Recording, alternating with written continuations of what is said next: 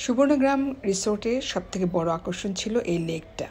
এই লেকে সবাই স্পিড বোটে করে ঘুরে বেড়ায়, আর স্পিড বোট স্টেশন থেকে উঠতে হয় পার হেড 100 টাকা। ওরা একটা রাউন্ড দিয়ে নিয়ে আসে আবার স্টেশনে। তো আমরাও যখন চারপাশ থেকে ঘুরছিলাম লেকের চারপাশে, তখন আমরাও ডিসাইড করেছিলাম যে আমরা স্পিড বোটে উঠবো, এবং স্পিড বোটে না উঠলে আসলে এই রিসোর্টের একটা মজা বাদ থেকে যায়। তো যাই হোক, আমরা স্পিড বোটে সবাই মিলে উঠলাম। স্পিড বোটে উঠে খুব ভালো লাগছিল, আবার সাথে ভয়ও করছিল। সবাই একসাথে উঠেছি এবং সাঁতারও জানি না। তো যাই হোক, তারপরেও সাহস নিয়ে আল্লাহর নাম নিয়ে উঠে গেলাম এবং খুব মজা লাগছিল। চতুর্দিকের পরিবেশ, প্রাকৃতিক পরিবেশ, প্লাস ওদের কটেজ, ওদের ডেকোরেশন, ওদের সব কিছু সেটিংসগুলো দেখে আমাদের কাছে ভীষণ ভালো লাগছিল। আমরা খুব এনজয় করছিলাম।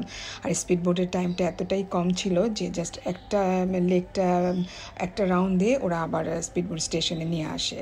তো খুব ভালোই লাগছিল, এক্সপিরিয়েন্সটা বেশ মজারই ছিল।